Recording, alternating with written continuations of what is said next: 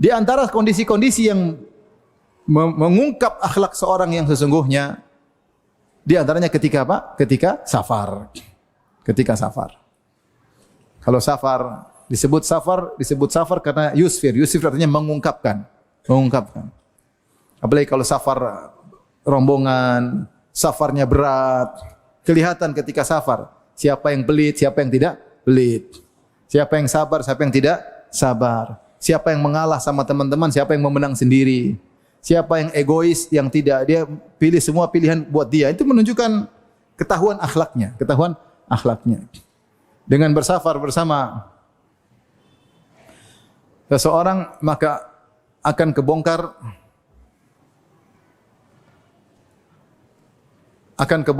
akhlaknya, ya, ketahuan, ya. Maunya menang sendiri, tidak mau diatur, ya. Maka subhanallah, saya diceritakan tentang sebagian ulama, benar-benar akhlak mereka luar biasa, ya. Saya diceritakan oleh guru-guru saya, ada seorang ulama, misalnya si Fulan, Syekh Fulan. Dia kalau safar, orang safar sama dia diangkat jadi amir. Karena dia yang paling berilmu, yang paling tua, dia bilang saya jadi amir. Ya, antum jadi amir, kata dia amir safar. Karena saya amir safar, saya punya peraturan. Peraturannya yang berkhidmah melayani antum semua adalah saya. Subhanallah. Dia yang masakin, dia yang nyiapin. Pokoknya enggak ada. Sudah kesepakatan. Saya amir, harus nurut. Subhanallah, dia yang paling berilmu, dia yang paling tua, dia yang paling melayani. Sampai saya pernah ada juga syekh yang lain. Saya bilang, saya curhat, saya bilang, syekh itu gimana? Kok kayaknya saya kurang seret. Dia bilang, Firanda, itu syekh, kalau kau safar sama dia, ini syekh yang lain lagi. Dia yang melayani semua, padahal dia yang paling tua di antara kita. Salah seorang qari terkenal, sudah meninggal rahimahullah. Pernah jadi imam di Masjid Nabawi. Maka guru saya cerita, dia kalau safar sama kita, dia yang paling tua tapi dia yang melayani. Luar biasa. Akhlak terlihat ketika sedang safar. Ya. Yang tidak pernah jadi bos, tahu-tahu jadi bos. Bos melayani, ada bos mau dilayani, ya. Ya. Dahulu di zaman jahiliyah, sebagian orang digelari dengan Zadur Raqab, di antaranya Abu Umayyah bin Al-Mughirah. Zadur Raqab yaitu yang menanggung semua perjalanan safar. Kalau ada orang safar sama dia, maka tidak ada yang boleh keluar duit kecuali dia. Ini akhlak sebagian orang jahiliyah. Ya. Nampak ketika safar luar biasa. Ya. Teman-teman ada juga yang begitu. Kalau kita safar sama dia, semua dia yang bayarin. Tapi jarang teman gitu, jarang.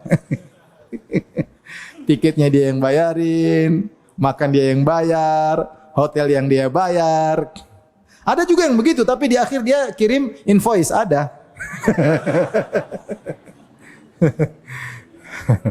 Subhanallah. Namanya Zadur Raqab, luar biasa. Semua dia yang apa? Tanggung. Mau cari pahala, Membantu Ibnu Sabil, membantu orang sedang bersafar. Cari pahala. Maka dia berkhidmat untuk cari pahala. Dia tawadhu kepada manusia karena Allah Subhanahu wa taala. Wa akhfid janahaka lil mu'minin. Rendahkanlah dirimu kepada kaum mukminin. Siapa yang suruh? Allah Subhanahu wa taala. Jadi terkadang akhlak seorang atau akhlak kita sendiri baru kita sadari kalau kita sedang apa? Safar. Ternyata saya ego. Pokoknya kalau makan harus warung Padang. Oh, ego, mentang-mentang dia orang Padang. Yang lain enggak mau. Padahal ada yang enggak bisa makan makanan Padang. Maunya makanan Sunda misalnya, enggak, harus Padang. Nah, ini ego. Harusnya kan sekali Padang, sekali Sunda, sekali makanan Madura, sekali makanan Western. Maksudnya ego itu kelihatan ketika safar. Jadi safar itu mengungkap. Di antara kondisi yang bisa mengungkap akhlak seorang ketika sedang marah. Terlihat seorang bisa mengontrol dirinya atau tidak. Hatinya akan keluar, batinnya akan kelihatan ketika dia sedang marah. Apa yang dia sembunyikan akan terungkapkan. Jadi kalau orang akhlak mulia, dia marah tidak marah, dia bisa mengontrol diri. Kemudian di antaranya akhlak seorang bisa kelihatan kalau urusan jual beli, urusan duit. Ada orang Masya Allah kelihatannya akhlak mulia, tapi kalau sudah pinjam uang, ganti nomor telepon. Kita enggak tahu di mana dia. Hilang. Lupa dengan kita. Subhanallah. Ada teman ngeluh sama saya. Saya punya teman si A dan si B. Si B pinjam uang sama si A. Enggak kembaliin. Akhirnya satu saat si A nagih, B, utang jangan lupa. Si B marah sama si A. Ini A cerita sama saya. Akhirnya si B marah sama si A yang minjemin duit, ya enggak? Si B yang minjem utang. Ketika A nagih, si B marah-marah. Dia bilang, kamu nih gimana kok nagih sekarang? Minggu lalu saya punya duit, kau enggak nagih. Subhanallah. Nah, kamu itu kalau punya enggak usah ditagih, bayar langsung. Ini diomelin teman saya. Ini gimana Ustaz? Ya udahlah, begitulah manusia, ya sabar. Ada manusia begitu, ada. Banyak ya. Ditagih malah kita jadi ngemis, ya enggak? Ngemis sama dia, tolong saya dong bayar utangmu, tolong jadi ngemis. Ya, pengemis siapa ini? Dia lupa dulu ketika dia enggak punya uang sama sekali kita bantu. Ketika semua orang meninggalkan dia kita bantu, dia malah sekarang menghinakan kita. Enggak punya akhlak. Ada juga kalau jual beli tamak, ada. Udah jadi apa namanya? Kerjasama, partner, kelihatan tamak sekali. Tamak luar biasa. Pokoknya keuntungan mau kalau bisa 99,99% buat dia. Tamak kelihatan. Tidak mengalah, akhlak kelihatan. Ini duniawi benar, tamak. Kapan ketahuan? Ketika muamalah apa? Duit. Muamalah duit. Kemudian di antara kondisi akhlak seorang ketahuan kapan? Ketika di hadapan orang lemah. Di hadapan orang yang lemah. Ada orang Masya Allah murah senyum. Kalau ketemu orang kaya doang. Kalau ketemu orang miskin, ketus wajahnya. Ketus wajah. Ini akhlak duniawi, bukan karena Allah Subhanahu wa Ta'ala. Sebagian kita seperti itu. Kalau sama pembantu ketus, sama supir ketus. Ngomong tanpa ceplas-ceplos, ngomong seenaknya. Kamu itu ginilah apa maki-maki. Tidak ada, itu juga manusia. Itu saudara kita beriman. Dan Nabi SAW ketika mau meninggal dunia mengatakan as-salat was-salat wa ma malakat aimanukum. Perhatikan salat, perhatikan budak-budak kalian. Budak itu apa? Strata manusia terendah di zaman tersebut. Lebih rendah daripada supir pembantu. Pembantu supir bukan budak.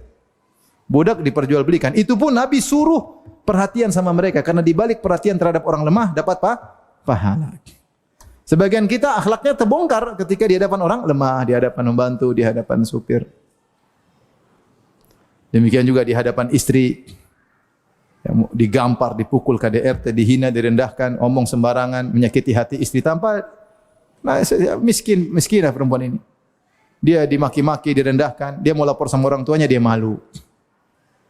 Dulu ini laki-laki yang saya kejar-kejar. Coba bayangkan ada seperempuan kejar laki-laki, pacaran. Terus mau nikah, bapaknya larang, jangan nikah sama laki-laki itu.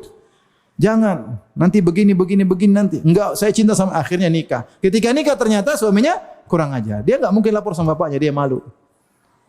Akhirnya dia dimaki-maki sama suaminya, dizalimi sama suaminya.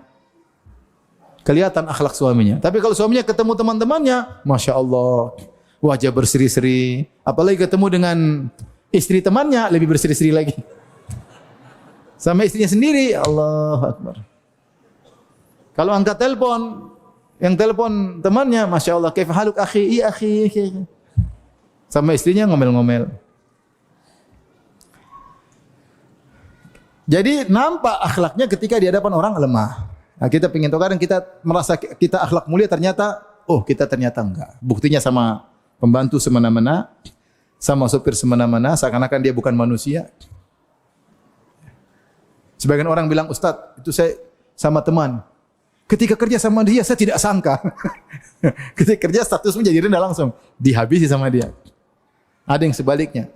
Ketika kerja, Masya Allah, ternyata dia akhlaknya baik. Kelihatan. Oleh karenanya, ikhwan dan akhwat yang rahmatillah subhanahu wa ta'ala, kita di sini berkumpul untuk belajar tentang apa? Akhlak.